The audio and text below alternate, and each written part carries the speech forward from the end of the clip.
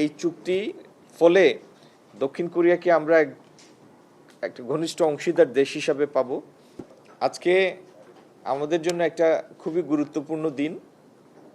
এই সরকার দায়িত্ব নেওয়ার 5 মাসের মাথায় আমরা প্রথম FTA comprehensive economic partnership agreement সই করতে যাচ্ছি দক্ষিণ কোরিয়ার সাথে। একটু আগে আমরা সেটা স্বাক্ষর করেছি এবং লম্বা সময়ের যে অনেক নেগোসিয়েশন, ইকোনমিক পার্টনারশিপ এগ্রিমেন্টের অনেক নেগোসিয়েশন 10 বছর 20 বছর ধরেও চলে।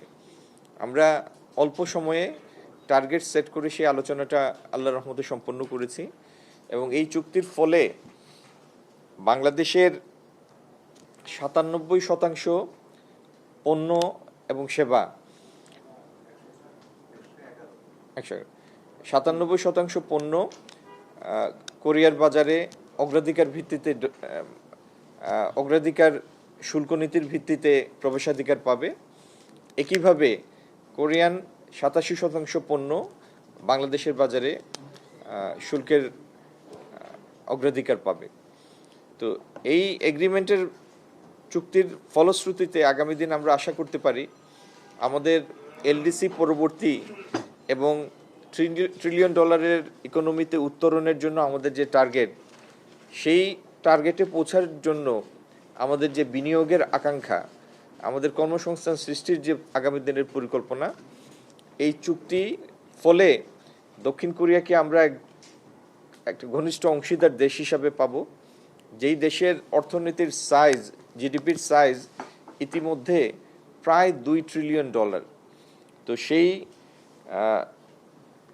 বিশ্বের উন্নত শিল্পোন্নত দেশগুলির একটিকে আমরা আগামী দিন পাবো আমাদের সাথে এবং দুই দেশের মধ্যে বিনিয়োগ, দুই দেশের মধ্যে ট্রেড সম্প্রসারিত হবে, বাণিজ্য সম্প্রসারিত হবে এবং দক্ষিণ কোরিয়ার কাঙ্ক্ষিত বিনিয়োগ আমাদের দেশে নতুন কর্মসংস্থান সৃষ্টিতে সহায়ক হবে।